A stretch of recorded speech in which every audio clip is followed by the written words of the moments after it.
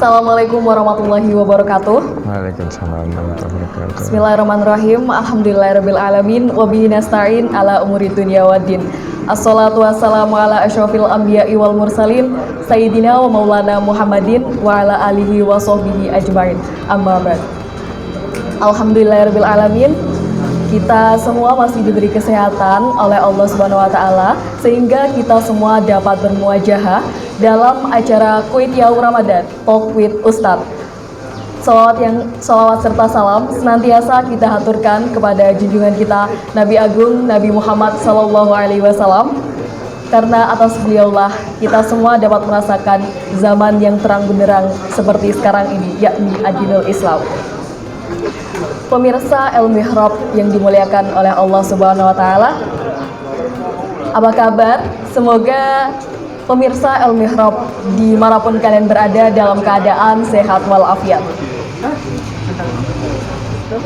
Tentunya pada kesempatan kali ini saya Nurul Firdausi Nuzulaya tidak sendirian. Saya sudah bersama dengan salah satu narasumber kita. Beliau adalah Ustadz sekaligus dokter juga sebagai Direktur Rumah Sakit Islam Nahdlatul Ulama Demak, Jawa Tengah. Beliau adalah Dr. Haji Abdul Aziz MHKes MKM.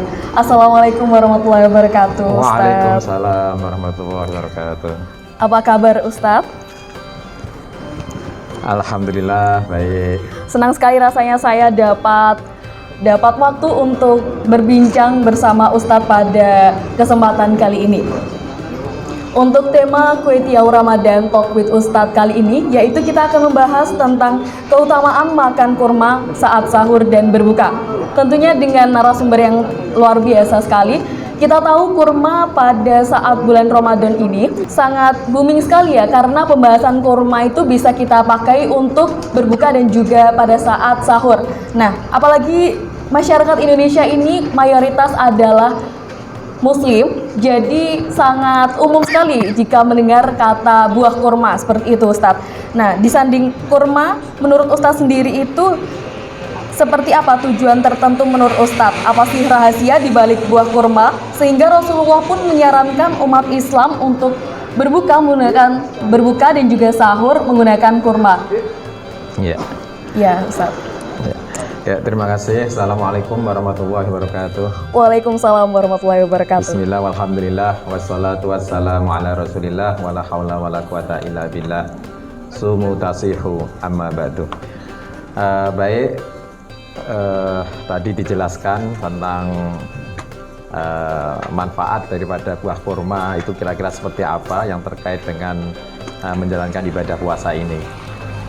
Sebelumnya mungkin sedikit saya akan memberikan suatu penjelasan bahwasanya puasa yang kita lakukan adalah puasa yang diniatkan ya untuk menjalankan ibadah puasa ini karena Allah, dari waktu mulai imsak atau subuh sampai terbenamnya matahari atau maghrib. Nah, yang disertai sebelumnya dengan niat, karena apa, niat ini juga nanti perannya sangat penting. Sebelum membahas tentang kurma itu, mungkin kita sedikit sekelumit ya mengawali dari kajian puasa ini, yaitu dengan niat ya. Niat harus tekad kuat untuk menjalankan ibadah ini karena Allah semata. Lalu kira-kira ya jam 4 gitu ya. Mengapa saya mengatakan jam 4? Sementara Rasulullah sendiri itu menganjurkan kalau kita melakukan sahur itu diakhirkan ya. Tapi kalau di waktu buka didahulukan. Sebagaimana sabda Rasulullah SAW, bakiru bil iftari wa akhirus sahur. Segerakanlah kamu berbuka dan akhirkanlah untuk melaksanakan sahur. Secara fa'ali bahwasanya makanan setelah ada di lambung itu diperlukan kurang lebih 4 jam untuk dicerna di dalam lambung. Setelah itu diteruskan ke usus halus. Dalam usus ini akan disempurnakan, kemudian diserap sari-sari makanan. Itu juga kurang lebih 4 jam. Sehingga kurang lebih makanan dalam tubuh kita itu 8 jam. Maka kalau jam 4 kita sahur, tambah 8 itu 12 jam. Maka pada umumnya sekitar jam 12, jam 1 itu sudah mengalami rasa lapar, rasa haus dan sebagainya. Iya. Nah, untuk biasanya pemirsa El Mihrab di luar sana kan setelah sahur kayak masih ada suasana mengantuk seperti itu ya pemirsa. Nah itu bagaimana Ustadz? Apakah dibolehkan setelah kita sahur lalu pemirsa itu tidur gitu? Karena ada rasa ngantuk tersebut kan, saya tidak bisa menahan ngantuk nih. Ya udah setelah sahur, sholat subuh langsung tidur. Nah itu apakah baik Ustadz? Ya, begini pada prinsipnya setelah kita melaksanakan sahur atau makan, makanan akan masuk ke lambung dan lambung membutuhkan suatu pencernaan, membutuhkan energi untuk mencerna makanan itu. Nah, memang di dalam setiap saat setelah kita makan itu dianjurkan untuk tidak melaksanakan tidur, tetapi dianjurkan untuk melaksanakan gerakan-gerakan atau aktivitas tertentu. Tujuannya apa? Tujuannya agar motilitas atau gerakan dari usus itu akan bisa berjalan dengan baik. Tujuannya dengan gerakan motilitas itu berjalan dengan baik, pencernaan itu akan bisa menjadi lebih sempurna. Jadi anjurannya adalah setelah makan ada aktivitas ringan, baik itu mungkin setelah sholat jamaah subuh, kemudian tadel atau jalan-jalan ringan. Jadi memang di dalam ajaran Islam itu juga sangat dianjurkan untuk bergerak. Iya, benar sekali. Taharrok, fa'inna fil harokati barokah. Bergeraklah. Karena sesungguhnya di dalam gerak itu terdapat keberkahan. Jadi keberkahan ini akan numpuk-numpuk. Keberkahan pada waktu sahur dan juga keberkahan saat setelah makan sahur untuk beraktivitas ringan. Nah, untuk efek samping dari setelah kita sahur lalu kita melaksanakan tidur itu menurut kedokteran sendiri seperti apa Ustadz? Iya.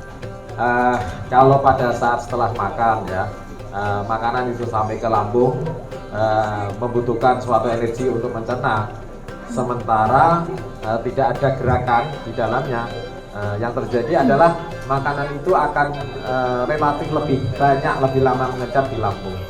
Nah, keadaan-keadaan semacam ini memang bisa menimbulkan suatu rasa kantuk. Karena apa? Energi yang dibutuhkan oleh lambung untuk mencerna itu salah satunya diantaranya ya tadi seluruh sel itu mendapat energi dari distribusi darah. Nah kalau tidak dilaksanakan suatu gerakan ringan, maka darah itu akan semakin banyak relatif menuju ke lambung, sehingga distribusi darah ke otak, ke tempat lainnya akan relatif berkurang. Nah saat distribusi darah ke otak akan semakin berkurang, yang timbul adalah terjadinya suatu kadar glukosa ke dalam otak itu akan berkurang, mengakibatkan ngantuk misalnya. Maka sebelum ngantuk itu memang perlu diadakan suatu gerakan-gerakan aktivitas ringan. Nah untuk berkaitan dengan kurma sendiri Ustadz, Rasulullah itu menyarankan umat Islam untuk sahur dan berbuka menggunakan kurma, apakah benar seperti itu Ustadz? Ya, masalah kurma itu mungkin kalau kita kaji dari ilmu gizi itu memang luar biasa. Kurma di samping di dalamnya mengandung sumber glukosa yang tinggi, di samping itu juga mengandung vitamin yang banyak dan mineral yang banyak pula. Nah, terutama ini vitamin itu mengandung juga vitamin A. Ya, vitamin A itu berguna untuk kesehatan mata. Di samping juga mengandung antioksidan karotenoid. Nah, antioksidan karotenoid ini juga baik untuk kesehatan mata. Lalu mineralnya juga banyak sekali. Mineral dari kurma itu mengandung zat besi, itu cukup banyak, cukup tinggi. Ada kalsium, magnesium, mangan, sel, dan juga ada zinc. Nah, semuanya ini salah satu dari masing-masing kandungan zat mineral ini mempunyai fungsi tersendiri.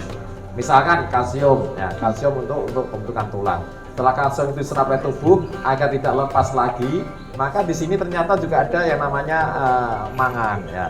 Nah, mangan ini juga digunakan agar kalsium yang sudah tersatu tidak mudah lepas lagi. Dia akan menjadi sempurna. Lalu yang ada yang terpenting juga zat besi. Zat besi ini untuk terutama bagi orang-orang yang punya penyakit anemi, itu zat besi itu sangat berguna, terutama pada ibu-ibu hamil ya. Ibu hamil trimester terakhir ya, itu memang sangat dianjurkan untuk konsumsi zat besi. Nah, zat besi yang paling cocok itu diantaranya adalah kurma. Lalu di situ ada potasium. Potasium ini suatu zat mineral yang sangat berguna untuk kesehatan jantung, juga untuk kesehatan otak, sekaligus juga untuk yang lain-lainnya. Jadi sebenarnya luar biasa ini, Pak. Banyak sekali ya Ustadz manfaatnya. Ya. Nah berarti banyak sekali pemirsa El Mihrab Kandungan dari kurma sendiri itu yang tadi telah disampaikan oleh Ustadz, yaitu ada vitamin A, antioksidan, mineral, zat besi, dan juga potasium, dan juga masih banyak lagi kandungan-kandungan yang di dalam kurma. Nah, untuk takaran sendiri saat kita sahur dan berbuka, Ustadz, apakah harus kalau sahur ini 5, kalau berbuka ini 10? Apakah ada takaran-takaran seperti itu, Ustadz? Ya,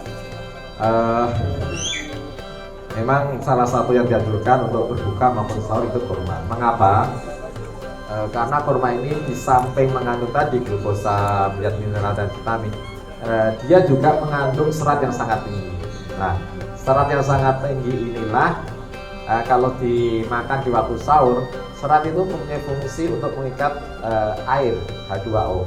Nah, pada saat nanti setelah sahur itu tubuh kita relatif mempunyai cadangan air yang cukup. Nah, karena ada serat yang tinggi, ya mengikat air, sehingga cadangan air dalam tubuh kita di saat mau melaksanakan puasa akan lebih baik. Lalu mengapa juga dilakukan pada saat berbuka puasa? Kita tahu tadi sudah kita jelaskan, dalam waktu 8 jam maka cadangan glukosa akan berkurang. Nah, saat berkurang ini masih ada kurang lebih 5-6 jam untuk menunggu waktu berbuka. Nah, padahal cadangan glukosa sudah habis. Terus diambilkan dari mana? Dia tubuh akan mengambil dari cadangan glukosa yang lain. Lalu kalau cadangan glukosa yang lain itu sudah nggak cukup lagi, dia akan melanjut lagi ke jalan untuk mengambil energi, yaitu dari lemak. Dilakukan pembakaran lemak. Nah, maka puasa itu juga bisa sebagai fungsi detoksifikasi. Mengapa? Karena radikal-radikal bebas, racun-racun yang ada dalam tubuh kita yang berasal dari makanan maupun minuman ataupun dari udara yang telah terkontaminasi, itu sebagian besar diikat di lemak atau di bawah kulit. Nah, saat kita melakukan puasa, proses pembakaran lemak itu semakin tinggi, sehingga puasa itu juga bisa berfungsi sebagai detoksifikasi. Lalu hubungannya dengan kurma apa? Nah, saat kadar glukosa dalam darah orang yang puasa itu sudah mulai menurun, peran kita yang pertama kali itu bagaimana segera mungkin untuk bisa mengganti kadar glukosa dalam darah, agar otak kita juga kadar glukosa darah dalam otak juga cukup. Nah, untuk mengganti kadar glukosa yang sudah berkurang ini dalam waktu masa puasa itu adalah yang terbaik adalah glukosa yang mudah diserap oleh tubuh.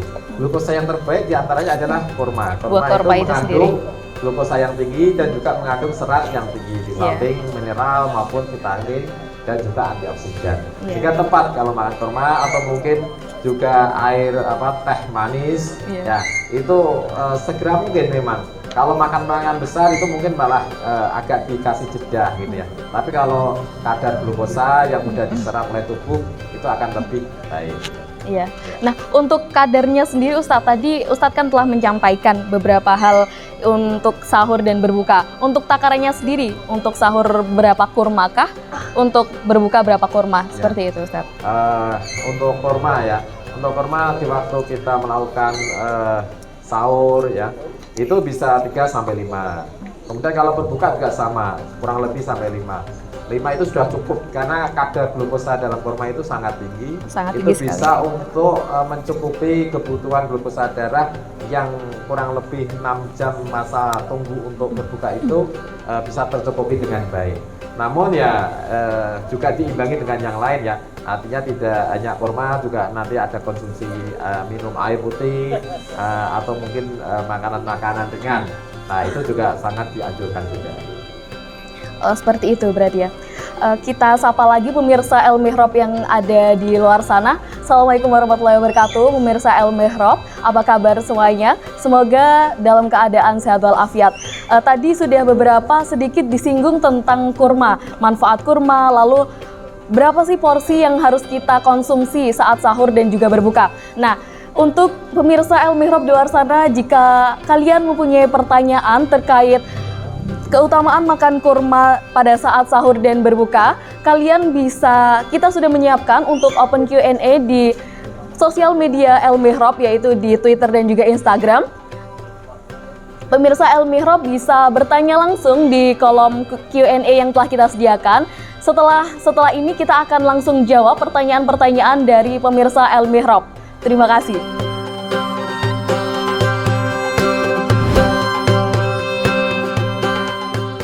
ada beberapa pertanyaan Ustadz.